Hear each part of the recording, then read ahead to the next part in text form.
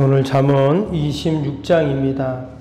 25장부터 29장까지 히스기야 왕 때 사람들에게 구전으로 이렇게 전해지고 읽혀지던 그리고 잠언들을 솔로몬의 잠언을 편집하고 수집했다 하는 그런 잠언들입니다.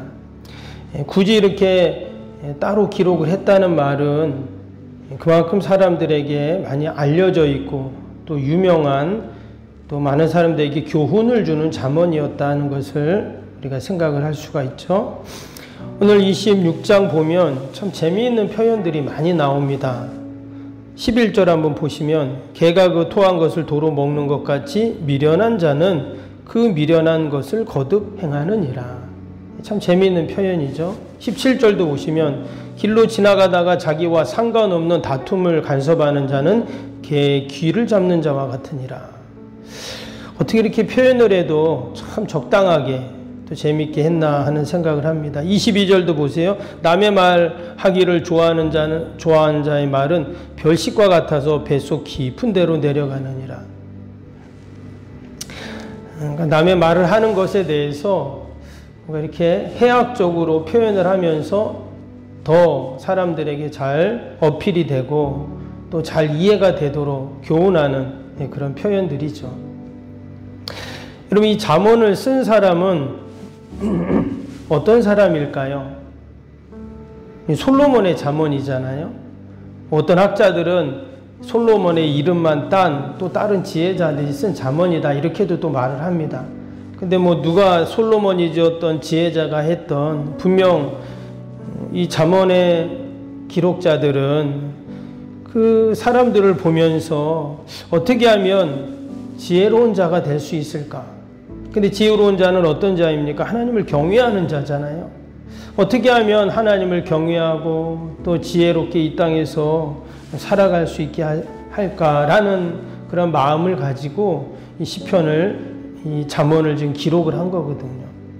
그래서 우리가 이 잠언을 읽으면서 내가 정말 이 땅에서 하나님을 경외하는 참된 지혜자로 살아야 되겠다라는 여러분 그런 마음을 갖고 또 오늘도 이 지혜를 붙잡고 오늘 하루도 승리하는 저와 여러분이 되기를 주님의 이름으로 축복합니다. 오늘 26장에는 특별히 미련한 자에 대한 얘기가 많이 나옵니다. 그 1절부터 12절까지 보시면 각 절마다 미련한 자는 이렇고 또 미련한 자는 이렇고 쭉 이야기를 해요. 또 하나님이 미련한 자를 어떻게 여기시는가에 대한 말씀도 나옵니다.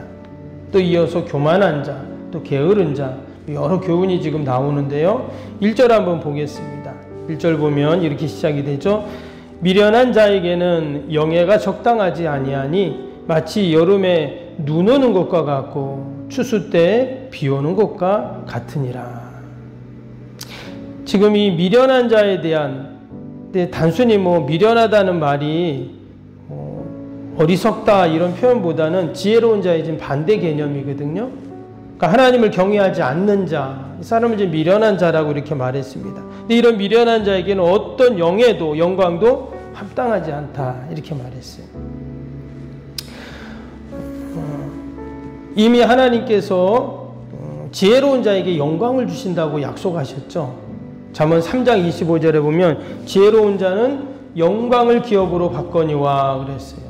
하나님께서 지혜로운 자에게 이미 약속을 하셨어요. 하나님을 경외하고 지혜로운 자에게 내가 영광을 더하겠다. 때문에 이 미련한 자에게 영광은 수치라는 거예요. 적당하지 않다는 겁니다. 오늘 1절에 보니까 참 재밌는 또 표현인데 여름에 눈이 오고 추수 때 비가 오는 것 같다 그랬죠. 미련한 자는. 이 말은 전혀 상황에 맞지 않는다는 거예요. 여러분, 여름에 눈이 오면 어떻게 될까요? 당연히 농작물들이 다 냉해를 입어서 죽게 될 겁니다. 또 추수 때 비가 오면 열매들이 다 썩잖아요. 미련한 자가 하는 일이 이렇다는 겁니다. 2절도 보시면 까닭 없는 저주는 참새가 떠도는 것과 제비가 날아가는 것 같이 이루어지지 아니하느니라. 이 미련한 자가 하는 일은 아무 까닭도 없이 내용도 제대로 확인 안 해보고 저주하고 또 참새가 제비가 이리저리 왔다 갔다 정신없이 하는 것처럼 잔뜩 뭐를 하는데 아무 의미가 없는 것들 뿐이라는 거예요. 또 밑에 6절도 보시면 미련한 자 편에 기별하는 것은 자기 발을 베어버림과 해를 받음과 같으니라. 그러니까 미련한 자에게 뭔가를 부탁을 한 겁니다. 누구에게 좀 전달해 달라고. 근데 결국은 그 일이 나의 발이 잘려나가는 고통으로 돌아온다 하는 그런 표현입니다. 여러분, 이런 미련한 자와 함께 할 수가 없겠죠? 또 이 미련한 자가 여러분 지도자로 서면 어떻게 될까요? 분명히 그 공동체는 머지않아 분열되고 망하게 될 것입니다. 그래서 내가 늘 하나님 앞에 지혜로운 자가 되게 해달라고 기도해야 되고, 또 지도자를 위해 기도할 때도 하늘의 지혜를 달라고, 하나님을 경외하게 해달라고 우리가 기도해야 하는 이유가 여기에 있어요. 우리의 자녀들이 지혜롭게 해달라고, 또 공동체가 지혜롭게 하게 해달라고 우리가 늘 하나님 앞에 여러분 또 그렇게 기도를 해야 할 줄로 믿습니다. 근데 이어지는 말씀을 보면은요, 이 미련한 자보다 더 심각한 사람이 나오는데 교만한 사람입니다. 5절 보세요. 미련한 자에게는 그의 어리석음을 따라 대답하라. 두렵건대 그가 스스로 지혜롭게 여길까노라. 미련한 자의 특징은 뭐냐면 자기의 미련함을 인정하지 않는다는 거죠. 여러분, 우리가 구원을 받으려면, 구원받으려면 내가 죄인인 것을 고백해야 됩니다. 그렇죠? 구원은 죄인을 구원하는 거니까. 그래서 지혜는 뭐냐면 내가 미련합니다, 우둔합니다, 어리석습니다. 여러분, 고백할 때 하나님께서 지혜를 주시죠. 오늘 12절에도 보니까 내가 스스로 지혜롭게 여기는 자를 보느냐? 그보다 미련한 자에게 오히려 희망이 있느니라. 앞에서 미련한 자에 대한 이야기가 쭉 나왔다 했잖아요. 그런데 도리어 미련한 자에게 희망이 있다는 거예요. 왜? 교만한 자보다. 왜냐? 성경은 하나님께서 교만한 자를 죄로 여기시고 교만한 하나님이 가장 미워하시기 때문에 그런 것입니다. 그래서 우리는 늘 하나님 앞에 하나님, 내가 죄인입니다. 우리가 고백하고 또 겸손히 지혜를 구하면서 또 오늘 하루도 하나님이 주신 지혜로 살아가는 저와 여러분 되기를 축복합니다. 또 한 가지 보면 이 미련한 것보다 교만한 것보다 더 악한 자가 나오는데요. 그 사람은 누구냐면 게으른 자입니다. 오늘 13절부터 16절까지 이 게으름에 대한 교훈이 쭉 나옵니다. 왜 게으름이 가장 악한가? 어제 새벽에 우리 그 충성에 대한 말씀을 잠깐 보았는데요. 그때 마태복음 25장 달란트 비유를 제가 설명을 해드렸죠. 주인이 가면서 그 종들에게 달란트를 맡겼습니다. 그런데 5달란트, 2달란트, 1달란트 각각 종들에게 맡겼는데 왜 1달란트 받은 종에게는 주인이 뭐라고 했냐면 악하고 게으른 종아 그랬어요. 다른 종들에게는 착하고 충성된 종아 그랬잖아요. 근데 그 1달란트, 그러니까 그걸 땅에 묻어 놓았다가 그냥 주인에게 줬던, 그 돈은 잘 보관해 놓았지만 아무것도 하지 않은, 성경에서는 그것을 게으른 자다 이렇게 말을 했어요. 근데 그 게으름이 그냥 뭐 하기 싫어가지고 뭐 게을렀다는 표현보다는 악하다 이렇게 표현을 했거든요. 그래서 하나님께서는 게으름을 악으로 여기시는 거예요. 죄악으로 여기신다는 거예요. 오늘 13절에 보겠습니다. 이런 말씀이 있죠. 게으른 자는 길에 사자가 있다, 거리에 사자가 있다 하느니라. 지금 게으른 자가 밖에 사자가 있어, 길에 사자가 있어, 못 나가 이러면서 집에 그냥 있다는 말이에요. 당연히 밖에 사자가 있으면 무서워서 못 나가죠. 근데 지금 여기서는 어떤 말이냐면 핑계를 댄다는 거죠. 핑계를 대면서 내가 지금 당장 해야 할 일을 하지 않는 거예요. 이 말 속에는요, 뭐가 담겨 있냐면 불신이 담겨 있습니다. 왜냐하면 사자가 있으면은 밖에 나가면 안 되죠. 당연히 집에 있어야 되는 게 맞는데 여러분, 사자굴에 던져진 다니엘 한번 생각해 보세요. 다니엘은 두려워하고 염려하지 않았어요. 심지어 사자 굴에 던져지는데 왜냐? 하나님이 나와 함께 하신다 하는 그 믿음 때문이었죠. 우리가 다윗도 생각해 보면 골리앗 앞에 선 다윗은 마치 사자 앞에 선 어린아이와 같죠. 그런데 다윗도 어땠어요? 하나도 두려워하지 않습니다. 만군의 여호와의 이름으로 내가 나간다 그랬죠. 즉 지금 이 13절에 말하는 길에 사자가 있다, 거리에 사자가 있다 이렇게 말한다는 말은 뭐냐면 결국은 하나님을 향한 불신입니다. 여러분, 하나님이 나와 함께 하신다는 확신이 있으면 어때요? 사자가 있든 호랑이가 있든 우리가 담대할 수 있다는 거거든요.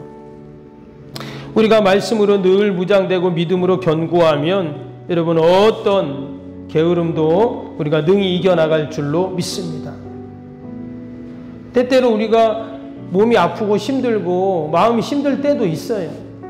그러나 늘 하나님을 향한 무엇이 있어야 될까요? 하나님을 향한 우리의 열심이 있어야 할 줄로 믿습니다. 왜냐? 성경을 보면 하나님은 늘 열심이셨어요. 그래서 하나님의 열심으로 세상을 운행하시고 섭리하시고 주관하시는 그 모습을 볼 수 있죠. 예수님이 그러셨습니다. 예수님이 얼마나 열심이셨는지 몰랐어요. 예수님의 삶, 예수님의 사역은 분주함이 아니라 하나님의 열심이셨어요. 맡겨주신 그 사명을, 삶의 자리를 어떻게 해요? 겸손히 하나님께 늘 기도하면서 지혜를 구하고 또 하나님이 주시는 그 지혜로 힘으로 하나님이 함께 하신다는 믿음으로 맡겨진 사명을 늘 충성되이 또 열심히 감당하셨던 우리가 그 예수님을 우리가 생각하게 됩니다. 오늘도 저와 여러분이 맡겨주신 귀한 사명을 하나님이 주시는 지혜로 우리가 열심으로 감당해야 할 줄로 믿습니다. 감당하려면 우리가 기도할 수밖에 없어요.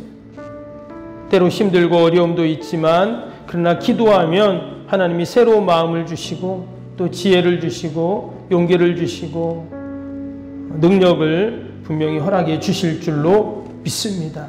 우리가 잠언을 읽어가면서 또 그러한 믿음으로 더욱더 우리가 새로워지는 저와 여러분 되기를 주님의 이름으로 축복합니다. 근데 우리 말씀 생각하면서 금요일 기도 함께 하겠습니다. 금요일 기도입니다. 새 성전 건축을 통해 주님의 지상명령을 수행하게 하옵소서. 아멘. 복음의 능력으로 사람을 살리고 세우는 거룩한 공동체로 쓰임받게 하옵소서. 아멘. 선교, 구제, 봉사, 섬김이 새로운 공간을 통해 역동적으로 펼쳐지게 하옵소서. 아멘. 사도행전을 꿈꾸고 이루는 위대한 교회로 세워지고 쓰임받게 하옵소서. 아멘. 성도들의 간절한 기도와 눈물의 헌신으로 든든히 서가는 교회가 되게 하옵소서. 아멘. 주일을 온전히 성수하며 온전한 11조헌금을 드리는 성도가 되게 하옵소서. 아멘. 모든 교회 모든 일꾼들이 성령과 지혜와 믿음과 은혜가 충만하게 하옵소서. 아멘. 온 성도들이 마음과 생각이 하나 되어 건축 과정에 큰 힘이 되게 하옵소서. 아멘. 온 성도들이 교회에 대한 사랑과 긍지로 새 성전 건축을 이루어 가게 하옵소서. 아멘. 분열의 악한 영이 틈타지 않게 하시고 건축하는 과정 가운데 실족하는 사람이 한 명도 없게 하옵소서. 아멘. 새 성전을 통해 하나님의 기적 같은 사역이 펼쳐지게 하옵소서.